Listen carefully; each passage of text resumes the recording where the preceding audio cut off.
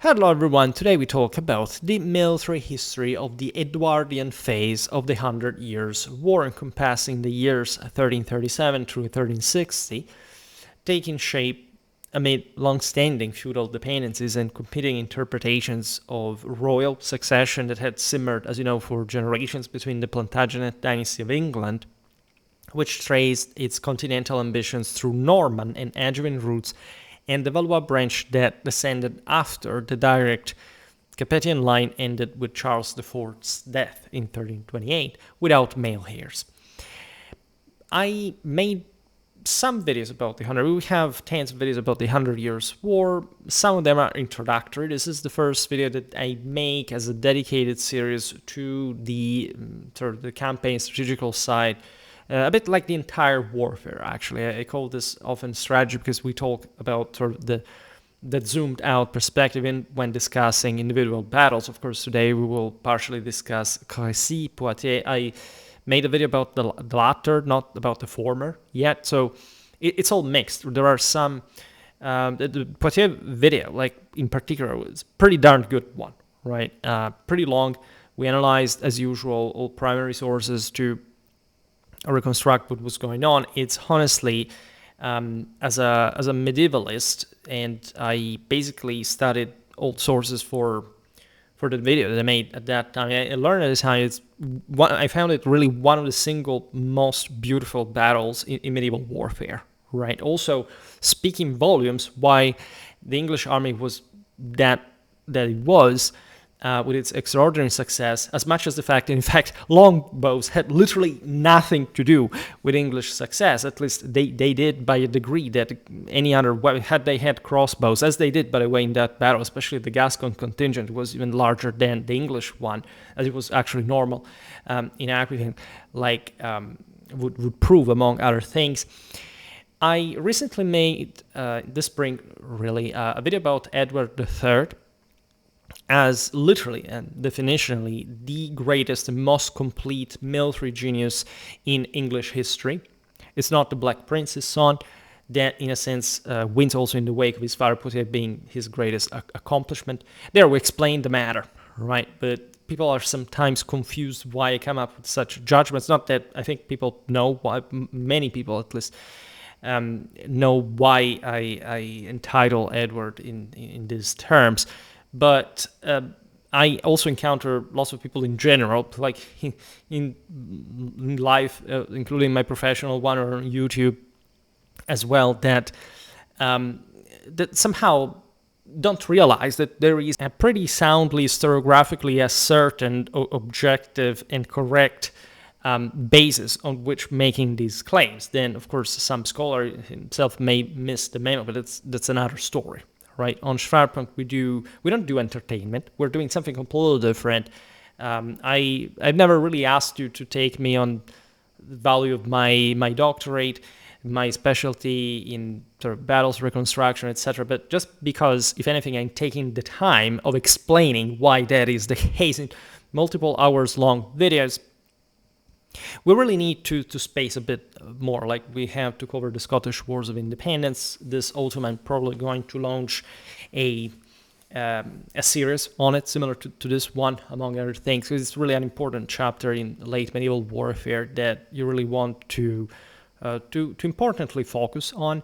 And in fact, also this series of 3 episodes will look at the phase of Edward III, of Charles V, and then the one of Henry V, of the Lancastrian phase.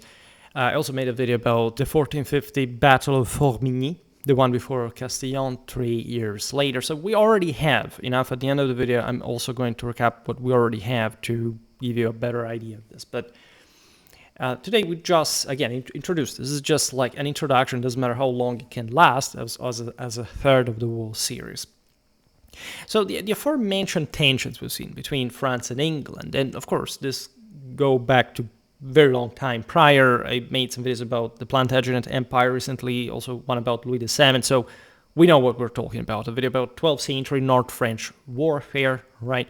So you can't really trace all this back to the Norman conquest of 1066 when William the Conqueror, Duke of Normandy, became King of England, while remaining a vassal to the French crown for his continental lands, creating a structural conflict that successive English kings like Henry II and his Angevin successors expanded through marriages and conquests into vast territories, including much of western France, retaining, by the way, a fundamentally French identity, if anything, from a linguistic, cultural standpoint. It's not until Henry V that there is a clear Anglicization of the English court. Indeed, the English defeat at Bouvines had indeed brought so the loss of most territories in France, especially the most powerful one, ancestral ones of the house, the same County of Anjou, the Duchy of Normandy, had brought to a Britannicization of, of the English kingdom and English warfare as well. We've seen it in some videos about Henry III, especially the ones about Edward I. That's where the conquest of Wales had taken place, and also where the so-called Scottish Wars of Independence will, right? And that's why we just ended there the reign of Edward I, but there is naturally much more, right? The same goes for the development of the English army. In the video about Edward III, I explained how and why the English, and perhaps they will repeat this a little bit more, developed their apparently sort of characteristic way of war, right? Or how they came to the fact of fight in a certain way during at least the major battles of the 100 Years' War. I'm not going to descend in so-called quote-unquote doctrinal considerations for this video more than much. But you really want to appreciate this as a pretty big and long-term and ongoing dynamic of political, military, and social transformation that doesn't simply stem from, I don't know, a contingent tactical decision just per se. There were some of these, as we've seen also at the Battle of Poitiers. And so this was the major problem. English monarchs since 1066 had maintained titles and territories within France, a situation that positioned them as vassals subject to French oversight for holdings such as the Duchy of Aquitaine and the County of Ponthieu, an arrangement that French kings consistently attempted to tighten by chipping away at holdings when circumstances permitted, often leveraging legal interpretations of feudal obligations under the developing customs of the Paris Parliament, the royal judicial body that increasingly asserted jurisdiction over disputes involving vassals. And there had been instances, we've seen it, for example, in the video about Edward II's rule of Aquitaine, we've seen it in the video about the Battle of Taillebourg. There had been pretty antipathetic French attempts at imposing probably feudal homage to the King of England, which was very humiliating by some degree. All this escalating at some point in open warfare, and mostly witnessing during the 13th century, in the beginning of the 14th, the prevalence of French power. That was not just the greatest power in Europe, but at its very peak, right? You can read the 100 Years' War in different ways that partially overlap, including the fact that indeed England, as a more compact and smaller kingdom, fundamentally succeeded to exploit the crisis of a much bigger system, like the one of France during the crisis of the mid-14th century, the crisis of the late Middle Ages. Also, England had issues like everybody at this time, telling the truth.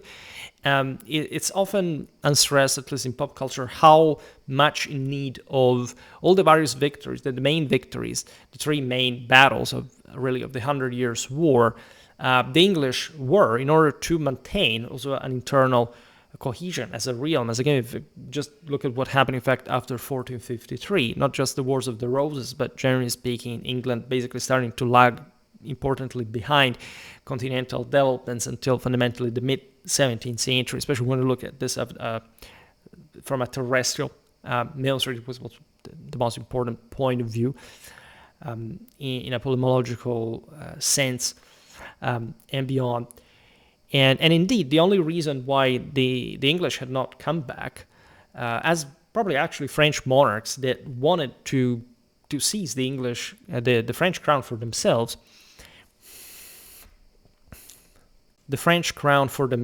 was the objective scarcity of resources for tackling an enemy that great and powerful like the one of France, that had de facto substituted itself to the Holy Roman Empire as the leading force in the West, especially after the extinction of the Hohenstaufen. So if you are a first-time viewer, or you're not aware of how much I've made on sort of medieval Europe on this channel, please check my playlists out, especially the centuries one. It can give you a pretty consistent idea of what we're looking at. Hundreds of videos at this point, but each century, especially the central ones of the Middle Ages. Now, we could go on with introductions, let's say premises, etc., but let's get into that, exactly because we already made lots of videos about this, and in general, we know what we're talking about. This is not a political or institutional history video, it's merely a military history. And also a pretty introductory one, because you can't speak of this decades of warfare in overwhelming depth. We're here to stay even for a couple of hours. So, by the eve of open hostilities, the principal English continental possession consisted of Gascony. This was a southwestern territory whose population speaking its own Occitan-influenced language known as Gascon and adhering to distant customs rooted in centuries of Aquitanian autonomy under earlier dukes from the House of Poitiers and later Plantagenets. We've seen it especially in our last video about Louis VII. Preferred governance by a remote English king who granted substantial local, in fact, autonomy rather than closer French administration that threatened interference through appointed officials and concentrated taxation, right? We're not going to digress here the historical hostility and counterposition between the north and the Occitanian south, so the Languedoc, the Languedoc. What is important here is that the English made an important political and strategic leverage on these pretty decentralized territories from Paris, they're exactly from the opposite side of France, which is something, by the way, that would continue for a very long time, including after the end of the canonic end of what we came to define the 100 Years' War. That was not a single war, was sort of eventually conceptualized as such. It even lasted more, say, less in cumulative years of continuous warfare, so to say, but more as a chronological stretch than 100 years. But it's something that goes on forever. Also, for the remainder of the Middle Ages, the English will keep sending some troops there, attempting invasion, also from the north, admittedly. And we have seen during the French wars of religion, so-called confessional strife, the English kept sending troops there. If you look at the French Revolution, that's what the English do. It's always the same story, right? Sending troops to Gascony. And already in the early 14th century, the economic stakes were considerable. In fact, Bordeaux, Gascony's chief city and major Atlantic port, with a population rivaling or surpassing London's at times, at least due to its wine trade prominence as the exporter center for vast quantities of Claret, that is a red wine from the region around the city, served as the hub for exporting these wines that generated customs revenues for the English crown greater than the combined total from all other sources. Right, this is just a tiny part of France, and this gives you an idea of how actually bigger France was as a system overall. Supporting the English royal finances through lucrative exports to England, the Low Countries, the latter we will see now playing a very important role, as in their merchants in places like Bruges and Ghent, or Bourg and Ghent if you prefer, relied on these supplies for their own economies in re-export trade. Right, the economic entwinement here is sort of a very complex thing to explain. It's yet another important way to speak about to explain the causes of the war. Surely the economic ones were important, and I have some videos about medieval trade, medieval economy you can check out if you're interested. Also have a playlist on medieval Flanders, and we talk about various entanglements with England that are much more complicated than we have covered even in tens of hours of lesson. Now, in the southwest, French pressure manifested in border skirmishes at walled towns such as those along the Dordogne and Garonne rivers, adjudication of cases involving religious houses under English jurisdiction by French officials eager to assert royal authority through the parliament, in agreements with Gascon lords to supply troops against England in exchange for favors or protection. All right. So it's all very complicated. You can read the 100 Years' War as a de facto struggle between England and France, but aside from all the various sub-factions that existed here, just think about the Burgundians, among others, of course, this is still a traditional word where it's mostly like the dynastic affront of continuity, of personal connection, etc., that creates this distinction on an institutional juridical basis. It's not a less important one, right, than the more material issues that would have not made any sense without these polities and moral forces to harness them.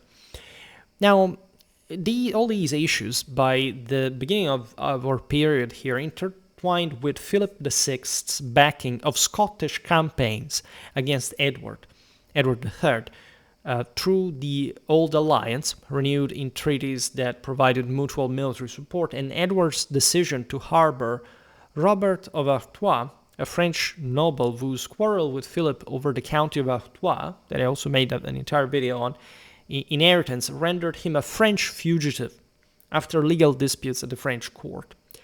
Philip's demand for Robert's surrender, refused by Edward on grounds of hospitality and political utility, furnished the pretext for confiscating Gascony and Ponthieu in 1337 on grounds of vassal default for failing to appear in person for judgment, actions that escalated long-standing disputes over homage and sovereignty that had flared intermittently, as we remember before, since the 13th century also before, for that matter, under kings like Philip the Fair, Philip IV, who had previously seized Gascony, in fact, in 1294. And I made videos about that. In fact, Edward elevated the dispute by asserting his maternal claim to the French throne through his mother, Isabella of France. We talked about her exactly in the video about Edward II, right? The she-wolf of France, so-called. She had basically sort of rebelled against the same king by siding with a lover of hers. And as you know, Edward II's reign does not end particularly well. And this would be obviously Edward III's father, right? You have the three Edwards all in a row. Isabella, and I also talk about her in that video about the Wars of the Roses, because, let's say, genealogically speaking, you have to start somewhere, and that is mixed with the 100 Years' War. So we talk about Isabella of France. It was sister to the last direct Capetian king, Charles IV, a claim previously set aside when he performed homage to Philip in 1329 as Duke of Aquitaine in a ceremony at Amiens that involved symbolic acts of submission. In 1340, Edward assumed the French royal title and incorporated the fleur-de-lis arms of France quartered with the English lions, a gesture designed to legitimize coalitions in the Low Countries where allies could maintain they served the authentic sovereign rather than rebelling against their feudal overlord, Philip VI, by obviously backing whom they decided to be dynastically the righteous king. This coat of arms, together with its claim, will go on for a very long time, even beyond the 100 Years' War, right? Now, war financing, especially on the threshold of the mid-14th century crisis, were not good decades at all, right? For especially a couple of decades, Europe had started, like the world entire had started shrinking, right, in terms of resources availability, finances, and so war financing required intricate arrangements. Edward pledged enormous payments exceeding £200,000 to secure partners across the Channel, such as the Counts of Hainaut and Gelders and various, so not even some sort of very central ones. We're talking essentially Flemish, part of the Holy Roman Empire. In fact, also German lords. These are really big. Like, in general, you can seize entire cities in other parts of Europe with this force. But that's also how powerful these various princes were, right? The sums were secured through loans from the Bardi and Peruzzi Italian banking houses, which had extensive networks in Florence and London. Families whose earlier lending to European courts, including the papacy and Angevin rulers of Naples, had built vast, but at least debatably fragile financial empires, vulnerable at least to royal default, that eventually led to their bankruptcies in the 1340s, right? There is a vast historiography and research on this stuff We never really talk about the Bardi and Peruzzi bankruptcy, but as you know, it's intimately connected with the financing of what were fundamentally also the richest country in Europe. I made a video not just on the Italian financial hegemony during this period, but it's also the various banking system. There was essentially further structured and improved and properly birthed as banking, probably in a modern sense, after the crisis. But we also made a video about the richest country in Europe in absolute terms, and England did figure among the top. In fact, what is very interesting here is that England is in many ways at the top of its civilizational capacity in the Middle Ages, right, between the 13th, the mid-14th century in particular, supplemented by William de la Pole's initiatives to liquidate wool inventories. 30,000 sacks projected to yield substantial advances through a monopoly scheme, and parliamentary grants obtained only after royal concessions on governance, such as confirmation of privileges and limits on arbitrary taxation. These measures highlighted the wool trade's strategic weight, institutionalized when Edward seated his chancellor on the wool sack in the House of Lords, emblematic of its primacy as England's chief export. Right, and it truly was, it will remain, in fact, until the 17th century. English monasteries and great estates generated large surpluses of wool from breeds like Ryland and Cotswold, sold to continental buyers via the staple port system, and taxation of this commerce bolstered royal coffers, with regions like Sussex supporting around 110,000 sheep across its pastures that fed into the export economy vital for Flemish textile production in the weaving centers of the Low Countries. Right. Importantly enough, France itself had sustained mostly the greatest market for this wool, for especially its Mediterranean exports, right? And the Champagne fairs at this point had started faltering. In some ways, there were widespread sort of socioeconomical disruptions toward the mid-14th century, and this had somehow activated the same English, because they had been suffering equally in revenue and sort of influencing the French and Flemish markets, right, was an important priority also for their economy. French naval actions had already constricted wool shipments, by the way, to Flanders, and wine flows from Gascony through raids and blockades, right? Remember, the French here have confiscated Gascony on paper, and so the war officially starts, what we call the 100 Years' War, in 1337, right? But Edward had not acted de facto until 1340. Also underscoring the maritime vulnerability that threatened both economies by disrupting the vital sea lanes of the English Channel and Atlantic approaches. So that was yet the other economic center you explained before. In Flemish textile centers had, say, when we talk about economic interest, at the end of the day, it's all political, because what does that material change entails? That, of course, Flanders are looking more toward England, given that they have always sought an autonomy from France, as they had also been heavily dependent on English wool supplies for their cloth manufacturing industries, centered in cities like Ghent and Bruges, that were, among other things, major Hanseatic trading hubs. The Hansa had arrived there too. If you're interested, I made some videos about that. With powerful guilds of weavers and fullers that had, at least up to that point, dominated German politics, right? The thing had been rapidly deteriorating, right? There were some Flemish that went over to Italy to install themselves in Florence, that had, in fact, started also because of this to make actually higher quality fabrics than up to that point, the top European Flemish ones. Right, so all this becomes pivotal. You understand how everything starts to tilt toward an escalation, right, between France and England. An embargo on wool exports triggered revolts against the pro-French Count Louis of Nevers, empowering Jacob, we're talking Flanders here, Jacob van Artevelde, a wealthy merchant and leader in Ghent, known for his pragmatic alliances and oratory skills that united the three great towns to negotiate. As we're talking Ghent, Ypres, and Bourg, to negotiate terms that lifted restrictions in exchange for neutrality or alignment with English interests. This is yet another dynamic that recurs in Flemish history. It occurred under the French, like at this point after the revolt of the early 14th century that the French quelled. So there is a feudal authority to count, and then you have these towns that can form leagues and try to overthrow power in this decentralized area. Feudal power, feudal hierarchy, not with great success, to only truth. Later, as I also made a video about Burgundian warfare in the 14th and 15th centuries, to be routinely steamrolled by the French Valois-Burgundy armies of that duchy.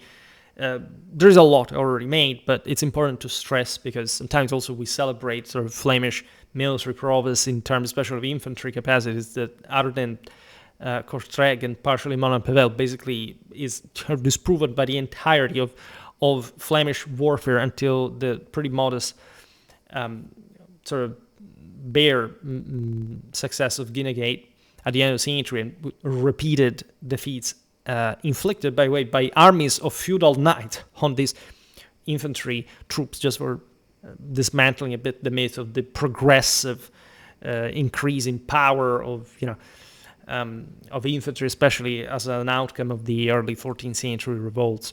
But that's another story. I'm particularly fixated with it for, personal reasons. Now, civic bodies in Ghent, Ypres, and Brugge publicly recognized Edward as King of France in assemblies that involved oaths and proclamations, enabling supporters to profess loyalty rather than rebellion against their nominal French suzerain.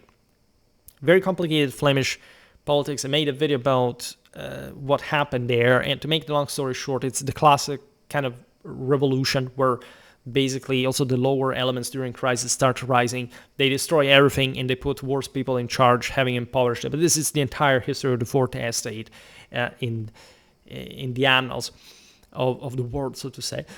In any case, it's again, as I said before, the Black Death is arriving as mostly as a consequence, not as a cause of the crisis, and everything is really falling apart in a way.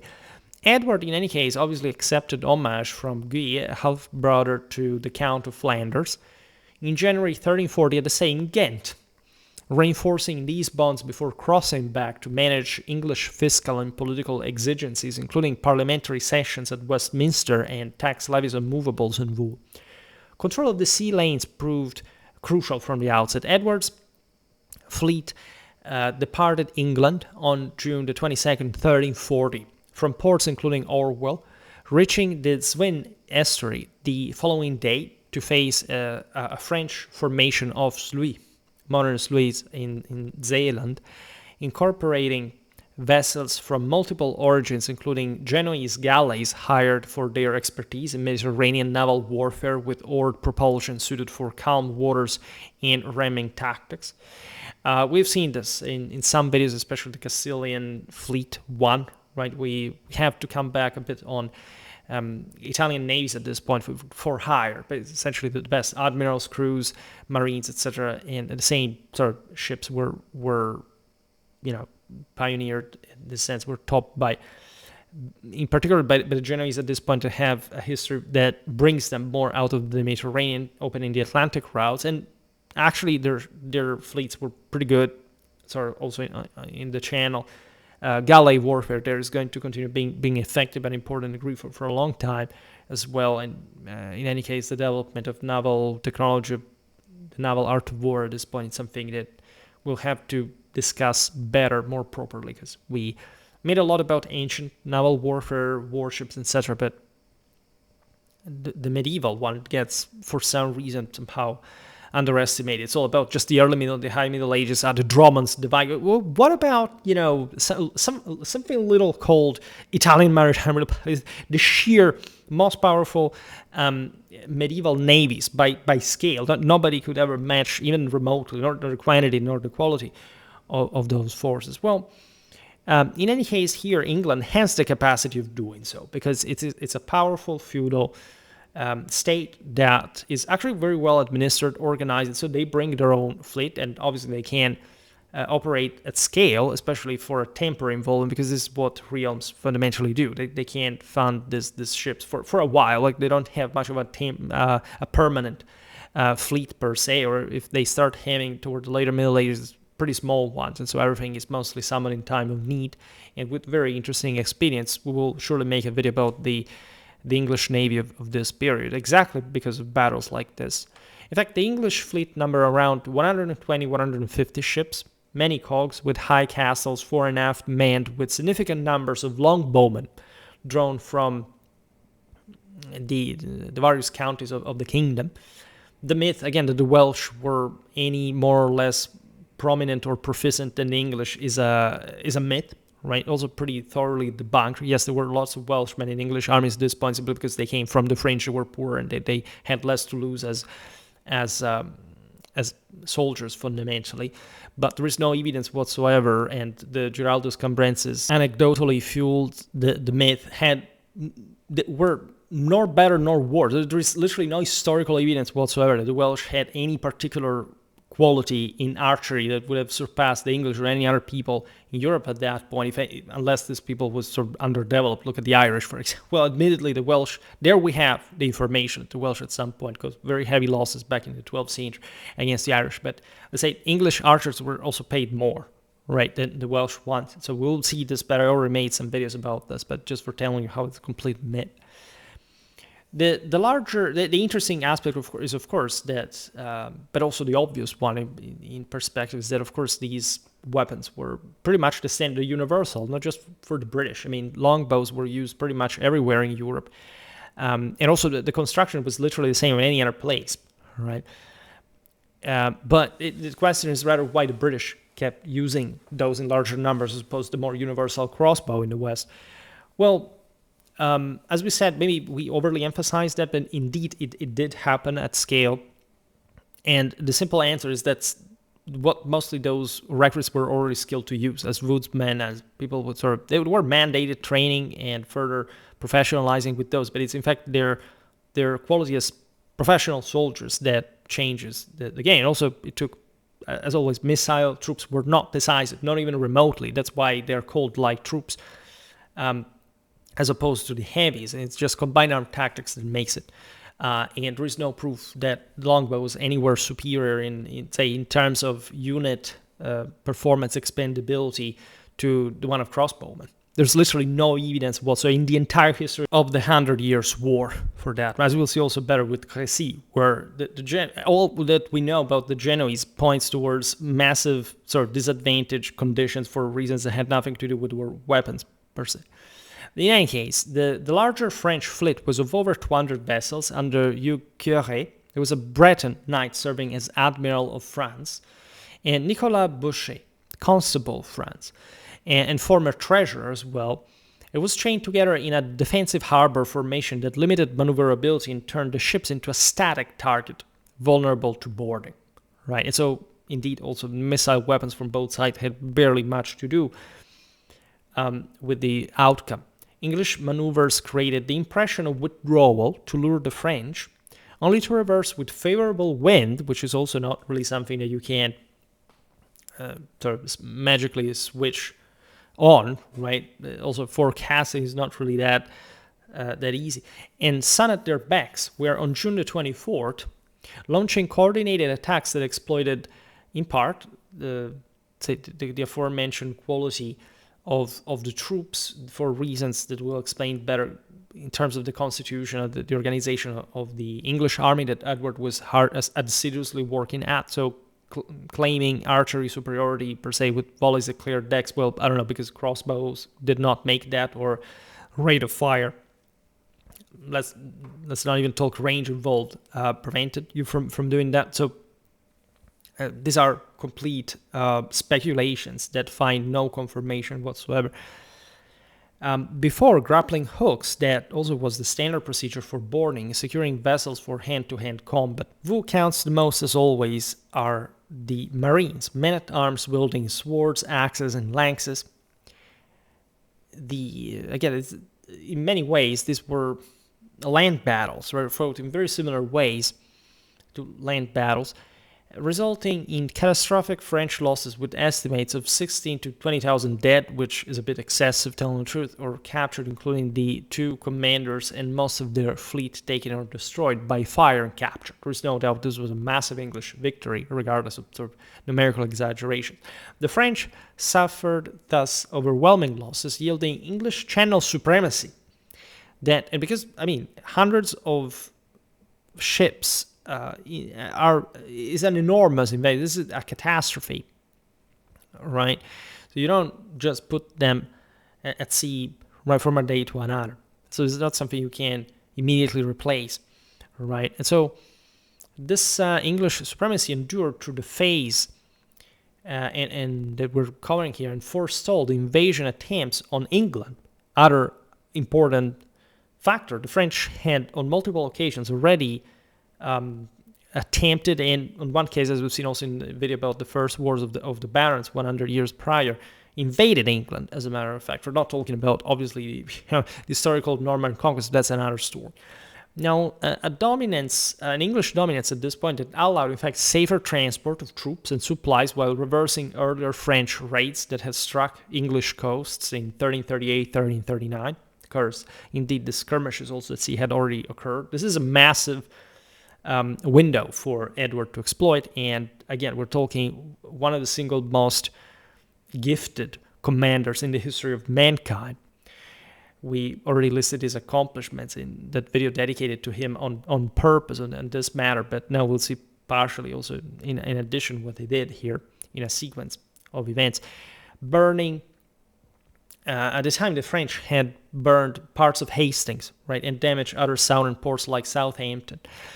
So at this point, the English are going at it from their side.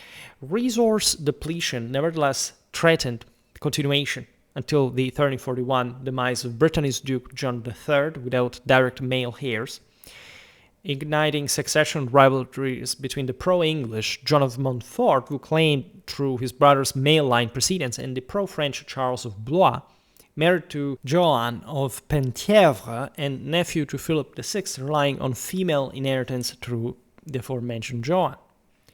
So this is important because, among other things, again, you can score important victories. There can be these other issues going, but say when you prepare the forces of invasion, we'll see now that Edward has at hand, like, money runs out pretty quickly.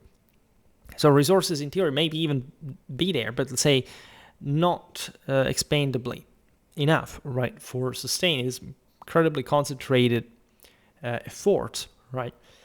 This war, by the way, we mentioned here, the Breton succession became a major proxy theater, drawing English forces under leaders like the Earl of Northampton to support Montfort's claim based on male line precedence, as we've seen against the French-backed Blois faction, a struggle that mirrored the broader dynastic arguments over Salic law interpretations excluding female succession in France itself, right, that had justified Philip VI's own accession, right, at the royal level.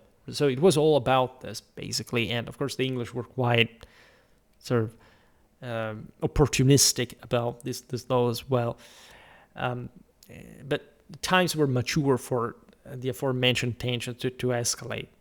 Now, Montfort occupied Nantes and principal cities, but was besieged and imprisoned in Paris after initial gains and betrayal. Joanna of Flanders, his wife, a resolute leader, maintained resistance from Hennebon with notable defensive stands, including sorties and fortifications, preserving links to the key port of Brest and enabling English reinforcements under Northampton and later others that shifted the regional balance through controlled fortresses. Northampton's contingent advanced across Brittany, securing Vannes and prevailing near Morlaix in 1342 against Blois forces in a hard-fought engagement involving ambushes and archery, while French recovery under commanders like Olivier de Clisson recaptured positions, prolonging the civil strife that devastated local agriculture, trade routes, and peasant livelihoods through pillage and scorched earth. I recently made a video about Breton warfare in the 11th century. However, we will extend now to the following ones as well to look at aside from the fact that every battle will be covered in depth on Schwerpunkt, time allowing, so we'll look at this war in particular, but also at the general sort of perspective. I hate the term in historical terms, let's say the general situation from the Breton standpoint. Now, the 1343 Truce of Malestroit, negotiated with papal mediation in the homonymous center in Brittany, afforded respite for peace talks that proved inconclusive, yet left soldiers idle, fostering routier bands of discharged mercenaries from Gascony, Brittany, and beyond that sustained themselves through systematic rural depredation, ransoming towns for protection, monies, de patis, and shifting allegiances for profit in a pattern that plagued the French countryside for decades, right? The Treaty of Bretigny is somehow the most famous as far as the unleashing of all these now payless mercenaries that turned to plunder. Essentially, France in its entirety is spilled over into Italy. This is just the age of soldier fortune, of mercenary companies. I made, in fact, last year an entire pretty long video, couple of videos actually, because it was so long we had to break it into different parts about all these free companies. We somehow described what they were. It's just a list. At some point we'll come back on it with some better sort of detail, but they are a very important part of especially 14th century warfare. They reflect essentially the eye of the storm in the general crisis triggered by Black Death, different battles, the outcomes, let's say the general also strategic disasters that had unfolded across the lands, etc. So they are a relatively anarchic, difficultly controllable for sure, force that is, however, also quite manipulatively instrumentalized and by all various powers involved. And so it deserves many more videos in parallel to the story, but it's a very important part of the story itself. The 1315 combat of the 30 near Josselin and Pleurmel, a formalized chivalric encounter between 30 Franco-Breton champions under Jean de Beaumanoir and 30 Anglo-Breton champions, including notable English captains like Robert Knowles and Hugh Calveley, concluded after exhaustive hand-to-hand combat lasting hours with Franco-Breton success despite heavy casualties on both sides, including many wounded or slain. Its legendary status celebrated in contemporary accounts like those of Jean Froissart, that I made also an entire video on, the most famous French chronicler. It's a chronicler in French, given that he was Flemish, but he was also a subject of the French crown. This is even more meaningful. As you know, he's a bit like the main teller of the 100 Years' War for us, from somehow feudal, courtly cut, but nevertheless an interesting one, aside from all the beautiful iconographic manuscript tradition that we can use for illuminations to render us sometimes in a bit an artistically licentious way. However, what also this warfare was in a visual sense, and famous in general, this battle for embodying knightly ideals of prowess and honor amid the proxy war's brutality, though it held negligible strategic consequence beyond local morale. That was a thing, though, and never underestimated. That's why we remember it, because actually there was plenty of this kind of showdowns, right? But obviously military history is not so prone to record them, as they were relatively inconsequential from a strategic point of view. For the time it mattered because they represented different sides, factions, etc. There are many others we could make, for example, multiple videos on. Here, by the way, there is a very interesting, what Huizinga would have called in the face of the autumn of the Middle Ages, a sort of tightening of the idea of codified chivalry, right? Some sort of hyper distancing of the true oligarchy from all the rest of the world. And so the Ancien Regime, as we know it, that starts sort of modernizing and secularizing in mindset, but also for this very reason, to document more and better what this will, in this case, chivalric courtly culture was about from a military point of view. Heraldry starts appearing sort of in more consistent. It's actually a modern discipline, but also iconographically, we start understanding lots of interesting things, especially from France, in England that are a bit more the sort of the most stereotypically truly medieval forces. Like when we talk about medieval warfare in general, aside from something more universal like the Crusades, or you think about the 100 Years' War, France and England, right? The blue and the reds, right? There are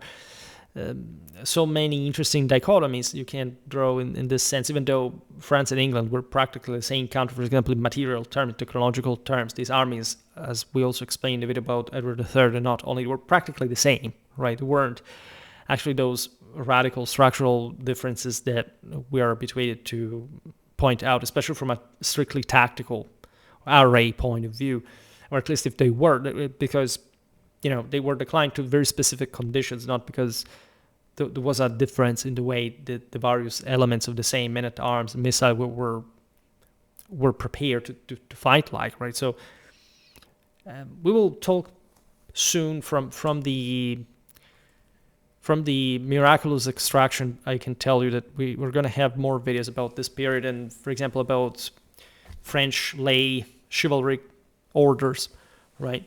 So we'll learn more about that war. Offensives in 1345 demonstrated English operational flexibility under Henry of Gramont, Earl of Derby, later Duke of Lancaster, a skilled commander and administrator whose family ties as grandson of Henry III linked him deeply to the Plantagenet court, and whose experience in tournaments and administration prepared him for rapid campaigns. Derby's arrival in Bordeaux with 500 men-at-arms, 1,500 archers, many mounted on sturdy horses for rapid movement as hobilards, and support elements including engineers and supplies enabled a shift to aggressive maneuvers that broke from prior cautious sieges. Gascon allies under local lords had already seized minor castles, breaking the Malestroit truce.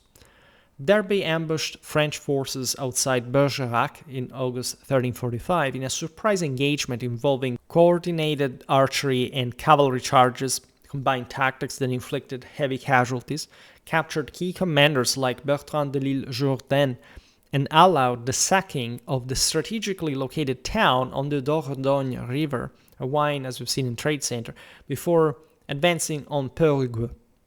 At Auberoche, in October 1345, a daring surprise assault during the evening meal routed a much larger 7,000-strong besieging French army under Louis of Poitiers, Count of Valentinois, with many nobles slain or taken in the chaos of night fighting and lower ranks cut down while fleeing, showcasing Derby's innovative tactics of speed, night marches, reconnaissance, and combined arms of mounted raids and dismounted defense that contemporaries praise for turning the tide in Gascony by disrupting supply lines and French concentrations in the river valleys of the Dordogne and Lot.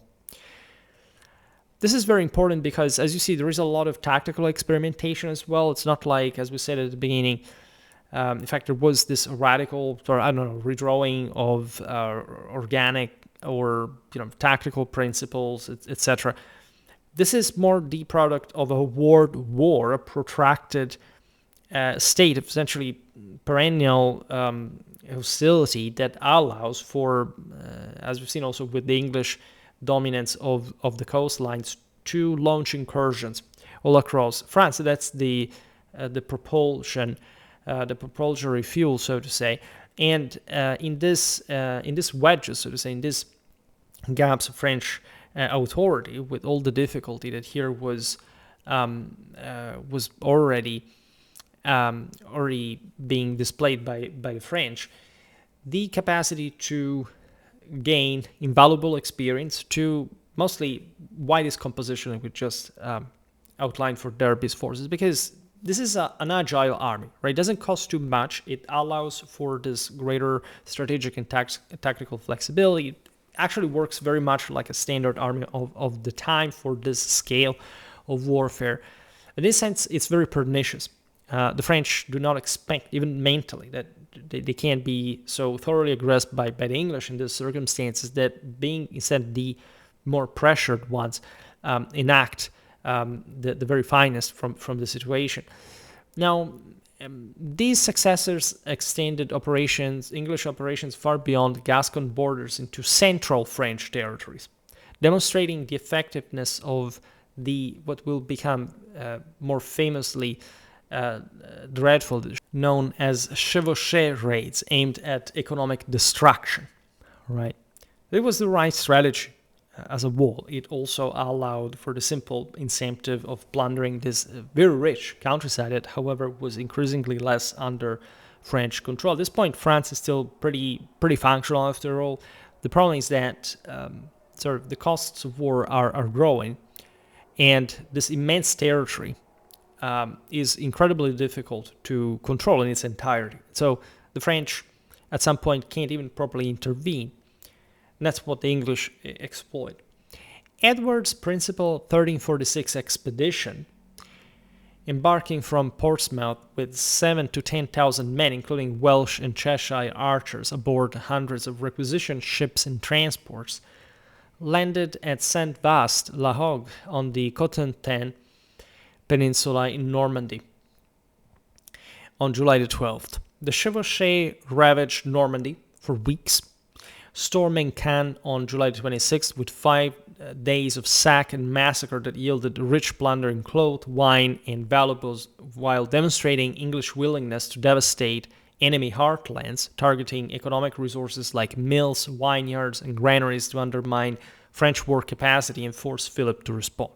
If you think about it, it's all pretty brutal. It's something very similar to what we've seen for the video about Henry V. The English gain a reputation of brutality, right? Destroying these centers. Caen was a pretty large city, right? It was together with essentially the most important center in Normandy. Besides, it was historically like a land that the English had been ruling for quite a while. These are the same lands in a broader sense from which, in fact, the same house of Plantagenet, its further ancestry had originated from. It is actually the right strategy to destroy. It's actually the right strategy at this point in history, even more, to inflict some irreparably structural damage for a declining civilization to have, in fact, ever less options in order to recover from.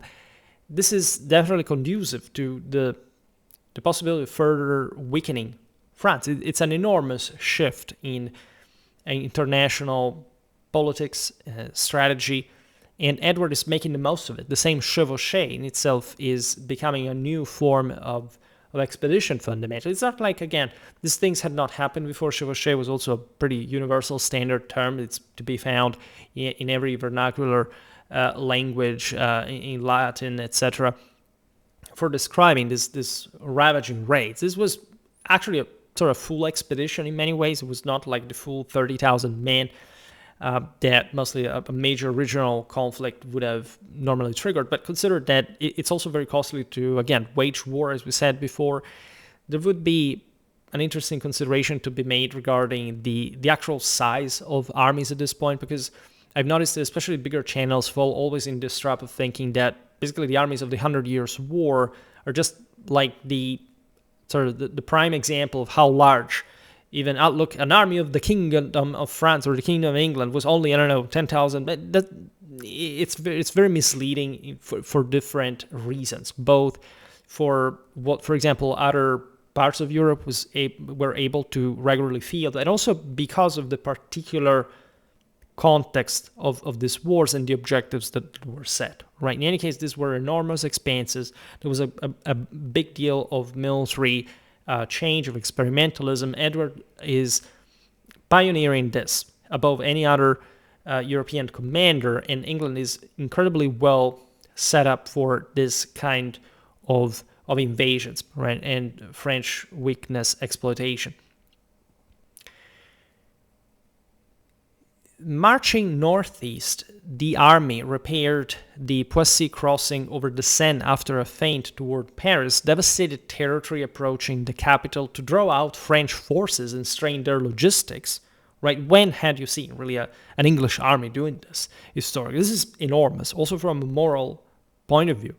Then turned northeast, forcing the Somme River at the ford of Blanchetaque on August the 24th, against a defending force whose crossbowmen and men-at-arms harassed but failed to hold passage, in part due to English archery cover and determination. That is definitely the most important. This is literally the context in which the Battle of Crecy happens. We will be more precise about the strategic setup. Crecy witnesses on August the 26th, near, in fact, the locality is Crecy-en-Ponthieu, right? English deployment along a ridge with longbowmen positioned on the flanks in harrow or wedge formations, even though this is essentially the arrow formation is the normal wings of missile or infantry. Here we speak of sort of an infantry army because the men-at-arms were dismounted, but this comes from the needs of a defensive position and numerical inferiority compared to the French force is actually pretty large. The idea that the herse, so-called herse, was just like, I don't know, these wedges in front of the line is debunked. It doesn't make any sense. Nobody fought like that. Actually, Europeans all fought in the same way, right? Here, the fact, again, that we see this, oh my God, this term, or this wings, oh my God, something new. No, everybody did that. And the foot aspect is just, again, numerical inferiority. It's not worth to squander your men-at-arms in a cavalry charge that are going to lose, so you try to exploit the defensive advantage. And after all, it's the French that are pressing strategically. So and the English actually do decide to stand their ground there, right? Differently from Azincourt, in which they were fundamentally forced to do so. Edward sets the conditions here, that at least chooses properly the battlefield and sets up this trap, right? Now, I will not digress, as I said at the beginning, on the general tactical sort of lessons that we can draw from the Battle of Crecy, if not that the English army was pretty darn good, and that the French one also was. So this increases actually the scale of appreciation of the English one in quality. There is bad press on this stuff, meaning tactical reconstructions that are actually pretty limited and erroneous even at a certain level, in that still generate this idea again of many formations. I will not make any names about famous scholars that I also come to work with, like literally the top guys who studied this stuff in the world, because now I'm publishing with that. Let's say the sense that there would have been something. First of all, we can reconstruct precisely, not to the centimeter, let's say, but just knowing 100% what this formation looked like. And believe me, I'm a person who studies and reconstructs exactly. I've just published a battle article this year about about the 1340s, right? So I'm looking exactly the same age, the same deployment, and so on. It's something fundamentally misleading. It's a bit of a positivistic, rationalistic, technologistic approach that still leaves, unfortunately, in some parts of Western academia, unfortunately, is also moving away from military history, dreadfully enough, especially in those parts of the world that had actually pioneered after World War II the studies. So we will leave this for the video about the Battle of Crecy. After all, primary sources do not, we can't say they do not lie per se, but let's say they offer a picture that as a whole is more telling than anything that, that I can tell you simply by taking me at my word, right? And so, in fact, all the other precautions, for example, pits dug in front of the array, the same dismounted men-at-arms in the center exploiting terrain advantages, are nothing particularly innovative, right? Medieval armies fought like that already, right? And cavalry had always overrun these things up to pretty recently in time. So, and they kept doing that in many ways. We're told, among the various disadvantaging factors from the French side, of weather, including heavy rain that softened the ground for French charges. You have superior preparation from the English side, apparently against the larger French army estimated at 20,000, 30,000. French Genoese crossbowmen exhausted from a long march in armor and lacking protective pavises, according to sources. But this is also just one source says that, so it must be that. We don't know. right? We don't even know how pavises were actually used at this time in warfare, right? And no, we actually don't. It's not like you have an image, an illumination that tells you how that actually was done. We have no clue how these troops operated, what their instrumentation, how they were deployed. So you cannot geometrically square this, like in a mathematical sense, say, okay, we do know how the thing went, right? We just are told that the Genoese had many disadvantages in terms of position, in apparently in equipment. The story that humidity had ruined their strings is false, because strings were incredibly well preserved, and the Genoese were definitely the top competent people to keep them dry. We're told at some point that the Genoese may have been as many as 1/3 of the English longbowmen, right? So and we have only this, like we don't have the opposite, like a positive factor from the other side. So this is unsurprisingly, in fact, a useless comparison. Doesn't matter how important the battle was to determine whether, it's about the longbow or the crossbow. They didn't even reason in those terms. The mere fact that the Genoese were sent by a relatively competent command, because the French were not, even if they lost, like imbeciles, right? It's true throughout the 100 Years' War. It's not like the French had a terrible system that did not work. The English had found out the way to outsmart them. Whatever. No, right? The French always used fine armies, fine tactics. They did essentially what needed to be done, right? These clashes are a struggle between wills, right? It's about moral forces. And the mere fact that the Genoese were sent, apparently with these disadvantages, to take care of the English longbowmen tells you how highly evaluated they were. In fact, even after Crécy, that didn't end well for the Genoese.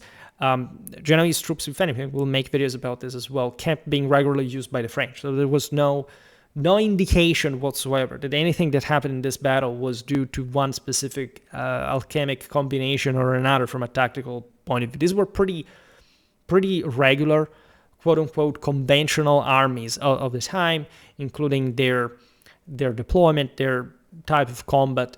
And even if the English had become sort of more accustomed to dismount, this is something they would have not done had it been in numerical superiority, for example. English men-at-arms were trained like any other men-at-arms in Europe to fight on horseback as a primary role. So I don't even need to digress on this. I made more than enough videos you can all find in my medieval English warfare playlist. And so we're told, these are anecdotes from the individual sources. If you want to reconstruct the battle, how it went, that's why we do also this on Schwerpunkt. You have it's very useful for me also because, as I said, I do it for a living, but I do it for a living mostly for the battles that I study. These ones gradually help me integrate with the wall, but as far as I've already seen in my historical studies, these are, first of all, in general, by method, you must study these battles for months, looking at every single source you have in the original language. You have to look at terrain. We can imagine how this would have looked like at the time, which is all very complicated. There are lots of question marks overall, so there is not even necessarily a solution. It's completely normal for authors to say slightly different things for one another, but it's the wall that matters, and the wall is ever more relevant, in fact, in its average than the rest. And so when you hear, things went like this because, logistical failure with the Genoese car train lagged, right, or something like that, it's just one source claiming that. It doesn't even mean that it is true, right? We do not know. We have no way to explain. In any case, another source explains things in another way. So you have at least to enter in the matter of the authors, of the script. By the way, there is also this sometimes hyper-skepticism toward narrative sources, as if everybody was this idea that people wanted to scheme you from the past, wanted to hide the truth, wanted to exaggerate. If you are actually familiar with historiography, you know how actually plausible, even before than accurate, that this information relays. Like they don't start saying things that do not make sense in a broader term. Maybe like the one of the strings doesn't make sense in particular. So objectively, yes, authors from a feudal courtly milieu like Froissart would write in ways that were canonized in ways that didn't even necessarily mean to make sense. Not that Froissart himself necessarily believed this per se, but it's more like, you see, an addition of information. There was something about the Genoese equipment that had lagged behind. They had not been deployed properly. That's all what we more or less gather from this, right? So also regarding the performance eventually in the clash, when the English longbowmen repelled them with losses, we don't know exactly what happened. We don't know the numbers. We do not know the general situation. And actually, everything that we're told puts the Genoese at a disadvantage even before the combat started. Right. So in any case, what matters is not the type of weapon. There is no doubt that the English longbow is a pretty fine weapon, as weapons that it intended to be if you use them in warfare for saving your life. Primarily, and then destroy the enemy one. I made videos on this. The so-called longbow is made from the typical way any bow was done in sedentary Europe since prehistory. Made from yew wood, often sourced from distant regions like Spain or Italy via trade. Like the finest English longbows were actually made in Lombardy, and in Lombardy they did not use them. I mean, they used them in that minor way that all the rest of Europeans, as we were saying before, did use the longbow, but they preferred crossbows. There would have been a reason. If the technology had been so relevant, they would have indeed been using it, right? Because if it is just about technology, it's also easier to use in a way, or at least if you dedicate yourself enough training, you can outmatch your enemies in some ways. There are flowers of scholars that could cite telling you that actually the crossbow as a broadly applicative terms of a superior weapon to the longbow. But even this statement does not matter until you see, at least how in this battle accounts, exchanges between the missile element had barely much relevance compared to the battle lines of the heavies. That is basically what these battles reconstruction all revolve around. Nobody says, okay, they won because, these guys had this weapon, right? Nobody says that, right? They can't point it out, maybe not in this case, by the way, I don't know, I'm thinking about the Swiss in particular, that said their Vogues were, oh my God, it was such an important weapon because they identified it was a symbol more than else, right? But we're not told, okay, they won because they had this weapon, right? Nobody does, because nobody at the time would have been taken seriously if they had been claimed. Just, modern people are stupid enough to believe that it's technology that makes the thing per se, right? It's not that technology is not important, but that technology per se is the answer. It's just a deterministic nonsense, right? The longbow had a draw weighing up to 150 pounds, capable of penetrating armor at a relatively close range, right? You really, and not, that was not even entirely the point of it all. Like, you couldn't stop, say, a heavy formation, right? Just because it said, it penetrates armor. Armor functioned exactly to, basically the effects counterbalance each other. The objective was mostly bogging down the advancing forces, disordering them, bombarding them with this stuff. The ranges were 200, 300 yards, but again, especially against the medium type of armoredness, this starts increasing significantly also for the rank and file men in the 14th, especially in the 15th centuries. Not until 100 meters you can start making significant damage and strictly devastating stuff. But it's not, in fact, the physical effect per se, it's the moral effect, the disorderly the outcomes of this bombardment. You have firing rates of 10 to 12 arrows per minute, but sort of good luck in sustaining that for a prolonged time, both for physical exhaustion and the just arrows availability. You would be surprised by how, for how few you can continuously shoot, right? If you don't have enough ammo. We've seen this also for armies like the ones of the Mongols, could literally arrive with field armies of millions of arrows, right? But this is something I already discussed. I also made lots of videos commenting on Schola Gladiatoria's work that is very concentrated on this stuff. And we don't have to talk about longbow again. Let's just say it was a fine weapon. It was finely tuned for that kind of warfare. Used it, knew his deal, right? And there was an increasing push from the side of English authorities to to increase the availability of men professionally, in this sense athletically trained for wielding for properly for drawing these bows. But it's all about military experience that matters the most. So it's not much about the fact that the longbowmen were longbowmen. It's the fact that they were soldiers, professional soldiers starting from this point, and they operated in combined armed tactics with the men-at-arms that were disproportionately more advanced than anything else out there. In fact, they were this decisive component. And longbows alone do not defeat armies, nor the French go at war without a counterpart of crossbowmen that also is actually effective and is always around there. So we know, unfortunately, very few sometimes about these battles. We would think that about France and England we know everything in the Middle Ages. This is not quite the case. So reconstructing a battle array, and even if you look at the quantity of troops, that does matter a lot. We often have wild ranges. So it's all partially debatable, even just at the base of tens of thousands of men, more or less, right? Crécy is, however, also unequivocally a proof of the French,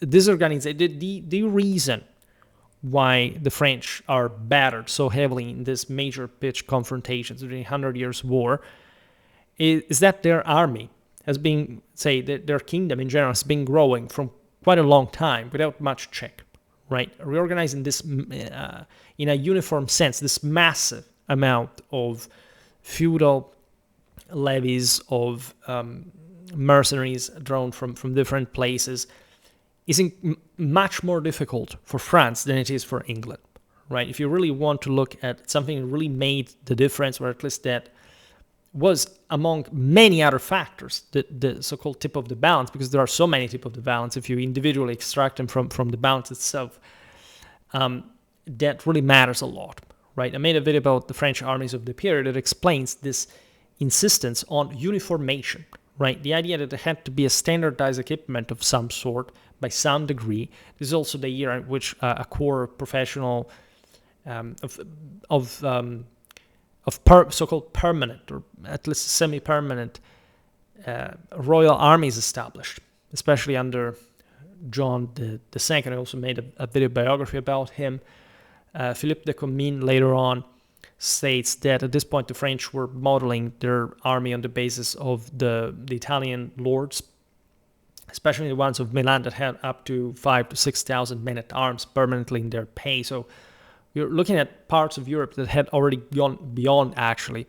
In France and England were not perfectly the vertex of military quality in particular, or also not even a military quantity, right? But they are definitely in that scale as well, right? And what we see is the stubborn repetition at Crécy of French cavalry charges. So we're talking probably the flower of the French nobility, French knights, that were the best in Europe, by the way, disintegrating. Not much under the arrow storm, there was more a nuisance than else, but against the heavies, right? Charging uphill, this uphill slope with mud from recent rains, these prepared obstacles like stakes and ditches. But the most important thing is that all this was manned by the dismounted English men-at-arms. That's why the French lost. Like, in the bigger picture, the greater tactical quantity that stops the French there is not the longbowmen, is not the ditches, is not probably not even all of this combined, right? Because field fortifications and missile troops alone do not do this. Otherwise, they would have had much cheaper armies just like of that. It's the men-at-arms. They also cost an incredible lot and are risking here to be overrun by the French, together with their king powers. It's an incredibly terrible experience. There are lots of anecdotes about Crécy. For example, losses among the French nobility were not just staggering, but they included quite internationally famous figures like the blind King John of Bohemia, who charged heroically despite his condition, tied to his horse by his retainers. His son, Charles of Luxembourg, the future at this point, like the very death of his father, Charles IV, Holy Roman Emperor, later Roman Emperor, almost died himself for the wound it sustained during the clash. Right? You have very famous French notables that fell. There are all stories and anecdotes. This is a battle that actually makes the news across Europe. Right? There are very famous foreign sources, including Villani and others, that really talk about these matters between the French and the English. Remember, before the Bardi and Peruzzi's loans, the Italians were everywhere there. They could really, and they had the most advanced historiographers. Thanks to them, in part, we have a very interesting perspective on these affairs. The King of France, Philip VI himself, was wounded by an arrow and forced to withdraw after his horse was killed. Most horses didn't have metal armor, right? But just for telling you, especially if you're bombarded, if you make the math, what sort of average English longbowman wings could shoot at you, like as we said before, within a certain range, they would have not even scratched you. But the horses were more exposed, and especially if you're continuously bombarded by this, you take literally hundreds of hits, right, in this frenetic moment during the charge. This sort of brief and intense. Some splinter, everything can go wrong, right? And you will get wounded. You will have problems. You will fall from your horse. There are lots of very nasty things that can happen. And the overall effectiveness of a cavalry charge in particular is cohesion, is order, right? If this cavalry starts getting bogged down, disordered, etc., by this bombardment, even from a sheer psychological point of view, not much the physical damage, the whole impetus, the whole capacity to break through is sensibly reduced. This is what the English successfully obtained. So Crécy is unspeakable. Again, in this series, I can't just talk about the individual battles so much, but we will, again, make an entire video about the Battle of Crécy. Also, its meaning, right, in its times and it's the broader political reason, not just a tactical reconstruction. It's a different type of video that I make for battles. It was definitely an event that shattered French command cohesion, rooted in feudal obligations that often prioritize individual prowess and personal vassalage ties over unified strategy and disciplined command. Don't get me wrong, they were actually pretty darn good host, but if you have people taken from the wall of this system, they have not priorly trained together, right? Not meaning that they lack collective training as French knights. They definitely have the highest in Europe, but they are not sort of closely tied for the man to the unit next to them, because they've been brought on the field just recently, and they come from different parts of the country. And at this point, there are also this other socioeconomical, logistical shortcomings. There can be naturally also command issues, morale problems, etc. You will incur in disasters of this magnitude, right? A pretty relatively similar one had been the Battle of Courtrai, that is probably overly sort of emphasized from a strictly military standpoint, but morally speaking, it was an incredibly important battle that set up the stage also for this further French defeats, even though they won the war against the Flemish, as we were saying before. It's difficult. It's only after decades of research you can fully start to visualize how relevant, how even the contemporaries would process this battle's outcome, right? For how and why had this happened, and how important was it for them at the time, how meaningful, right? At the end of the day, the discourse is always political more than else. It's based on leadership, even more than other technicalities or predetermined factors, right? The French could have won at Crécy, just as they could have done at Poitiers, as in Courtrai. They were actually just a step away from doing that, as in all major battles that tend as such to be balanced in odds, right? Now, the subsequent march of Henry, that is continuing his chevauchée to Calais after Crécy, initiated, in fact, the prolonged siege of the former from September 1346 to August 1347, right?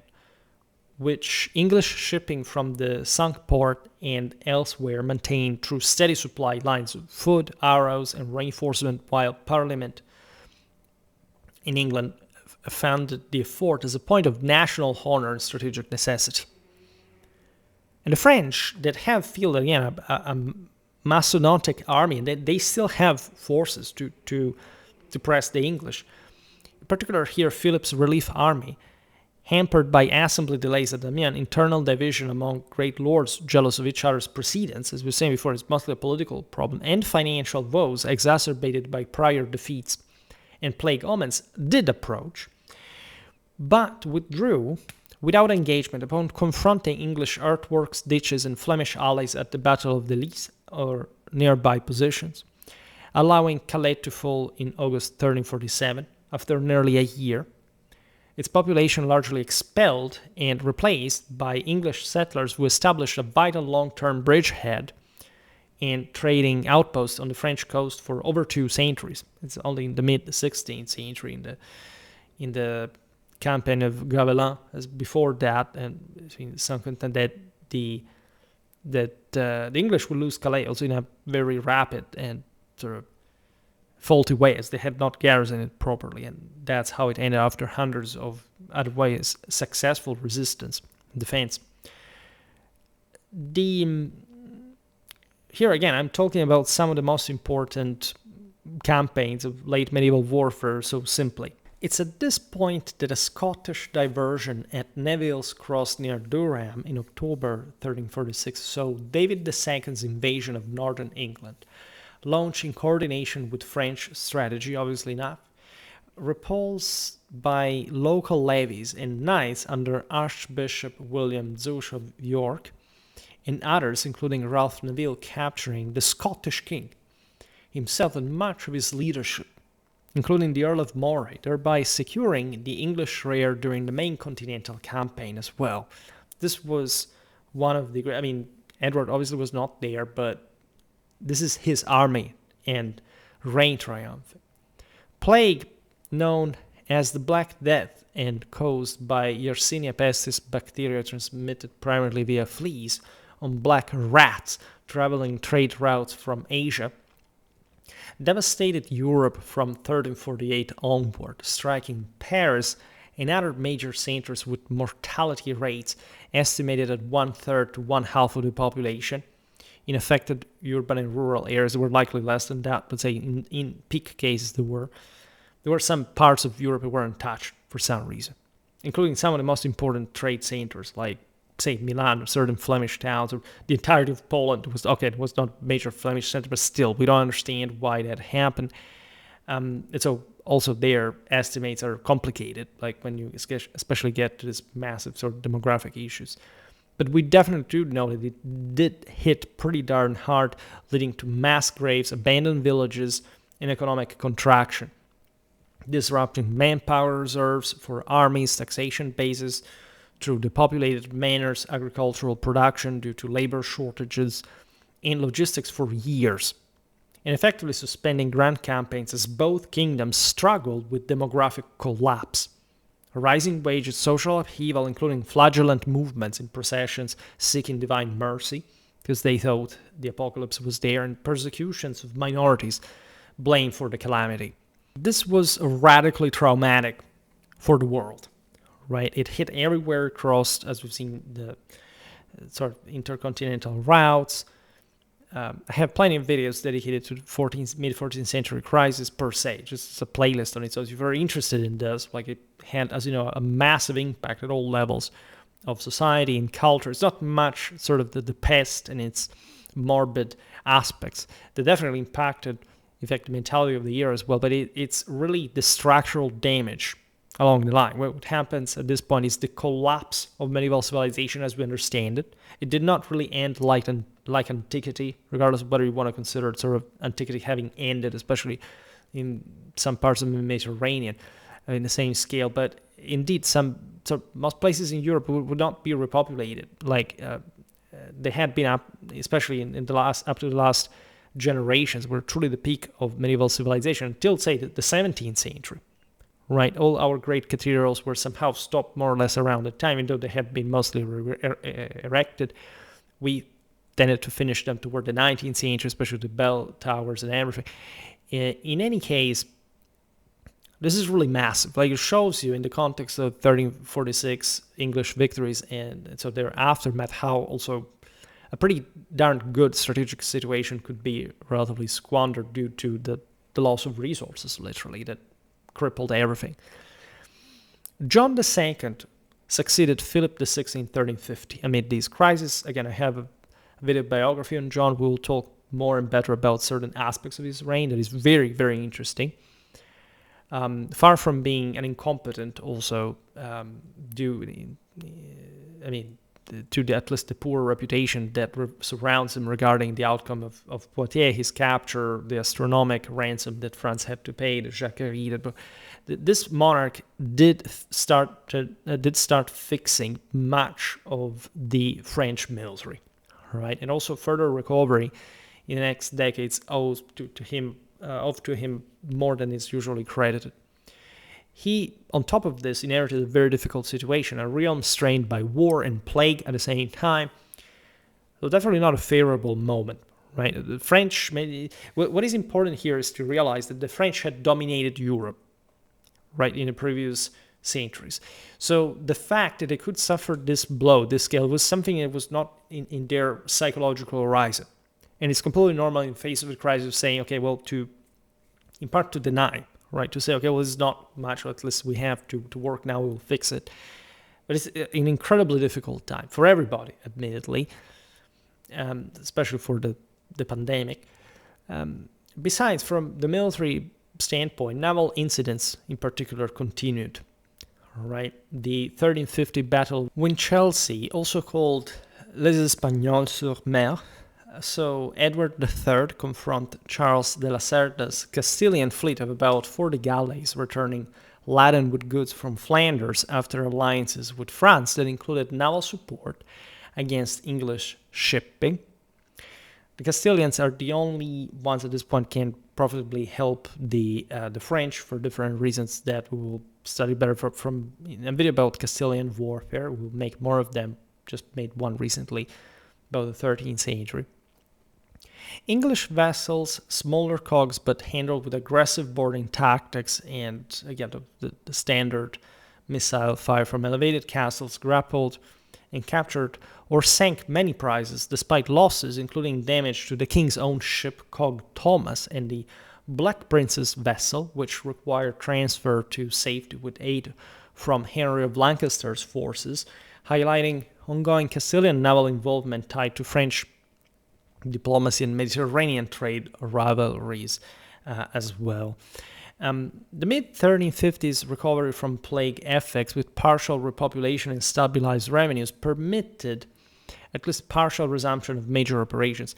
The Black Prince's 1355 Gascon chevauchée, led by Edward of Woodstock from Bordeaux, with Anglo-Gascon forces advanced methodically eastward through Armagnac and Languedoc to Narbonne on the Mediterranean coast in a 6-week raid, wasting a broad swath by burning towns, villages, and infrastructure and inflicting severe economic attrition through destruction of vineyards, mills, olive groves, and trade links in Languedoc, a region rich in Mediterranean commerce with connections to Catalonia and Italy. This was a typical chevauchée aimed at devastating, probably. So not much the resources per se, but you see the moral dimension of Occitania had historically already been brought under the French yoke by force, and that here witness to the certain capacity of the French crown to defend these communities.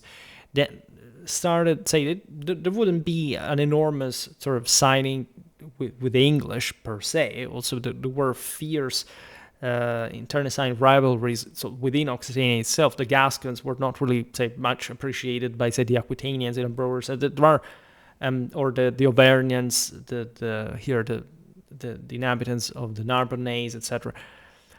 The situation is so fluid and catastrophic, also with all those war bands starting to swarm across these territories, that the point is creating chaos in many ways, and profiting off of these expeditions as well, that partially repay themselves. A very important dynamic of the 100 Years' War, if you think about it, is that the English armies do not consume anything once they are in France, or at least they, of course, require supplies, etc. But part of this can be and will be obtained locally, and plus with all this plunder, you could come back home with an important amount of wealth, not sort of a hyper multiplier of wealth, but for medieval standards, definitely a pretty high level. And the destructions are really ferocious, right? The French can't really do much about it.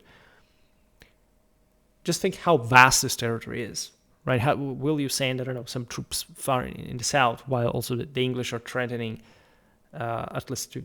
You have all political issues internally as well. Here we're not even looking much at the various segments of France and what kind of attitudes they're having. The French have mostly a problem in finding, well, as always, to levy taxes, and some estates are starting to profit from this.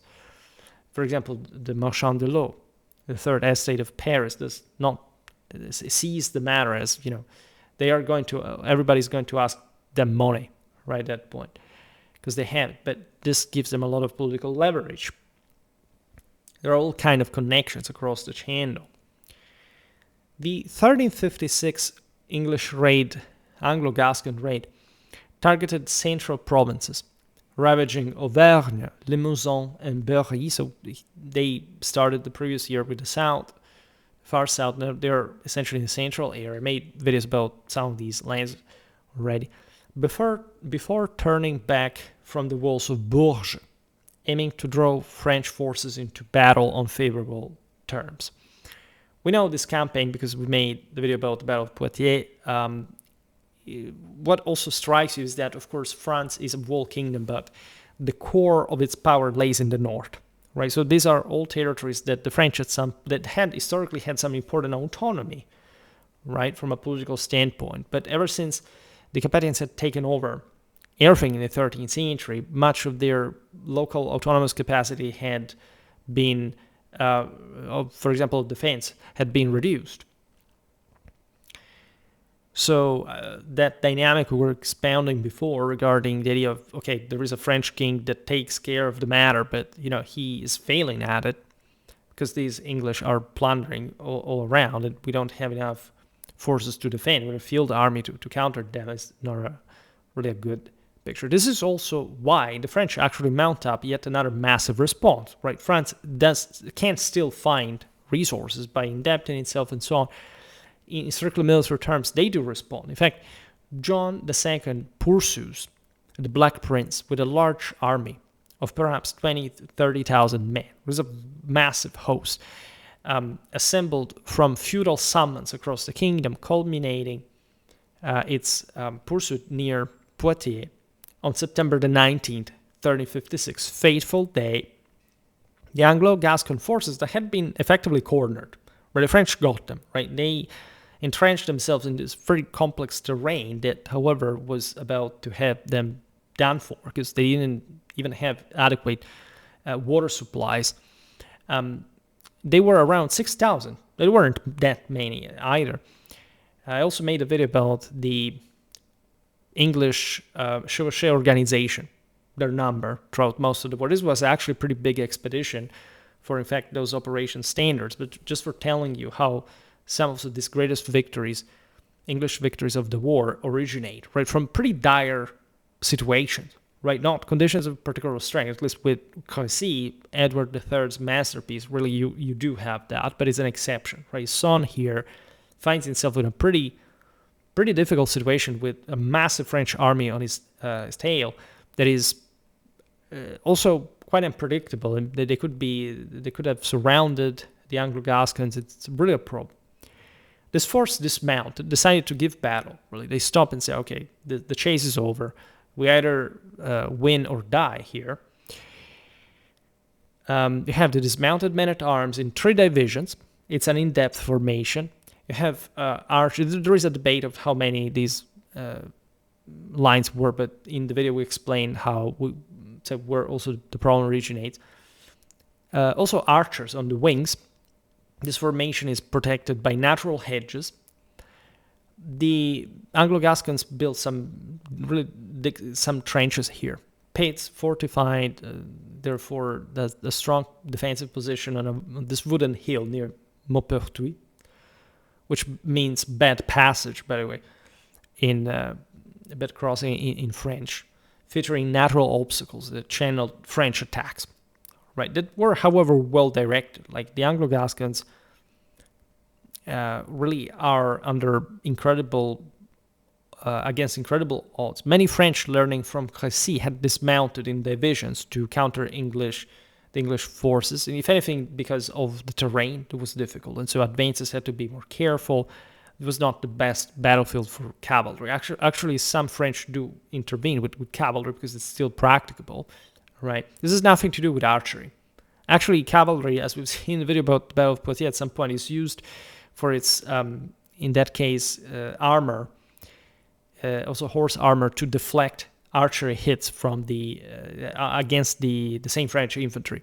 So it's just like the proof that archery had basically nothing to do with that sense of cavalry tactics. Without mentioning that we're not even sure that longbows were prevalent in that army, because the Gascons used crossbows mostly. And again, I would like to stress also the French had bows and longbows in particular, right? So we just don't. This is not particularly marketed across the world, but it was completely normal to be equipped with such kind of weapons out there, right? It was not impossible to have guys that use that as opposed to a crossbow, right? The French attacks initially faltered against this defensive lines, right? And there is no evidence that longbows and crossbows were sort of anywhere near to decisive. And this, of course, it was the solidity of the Anglo-Gascon heavy infantry, right? And this is also a pretty confused engagement because we don't know how many exactly attacked or what they withdrew.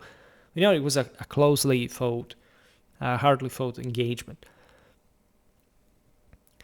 The Dauphin Charles's division of about 4,000 pressed the melee for hours in close combat with swords and axes, met by determined resistance from the Black Prince's reserves who charged personally into the fray. Right?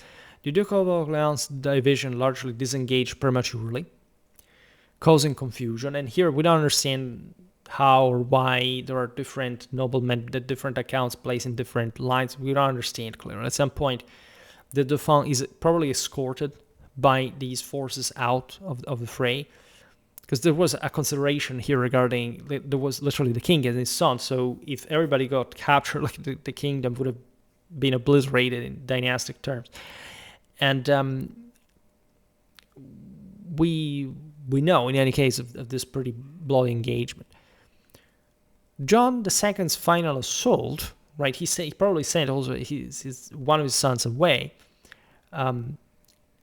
Is the one that settled the matter, right? We know from the Anglo-Gascon side that this was practically over, right? They knew that they couldn't resist. They had spent their arrows. They tried to catch like the ones that had already shot across the battlefield in between an attack and another. And there is this just tactical outflanking that saves the day. But it takes a massive coordination, and the Black Prince is really carrying out a masterpiece here. John himself fought on foot, carrying the sacred Oriflamme banner, the red silk flag symbolizing French royal resolve and divine favor. It was the Sol Invictus. If you are interested in the symbology, look at the Mount of Jupiter, which is the meaning of Saint Denis, and its historical Catholic, Christian and pre-Christian meaning. I have to make a video about the Oriflamme. Traditionally unfurled only for major campaigns in crisis situations. John nearly prevailed in prolonged hand-to-hand fighting until Captal de Buc's concealed Gascon horsemen, several hundred strong, probably much less, I think, emerged from the forest in a crushing flanking maneuver to the French rear, triggering a rout and panic. We all know the effect of flank attacks.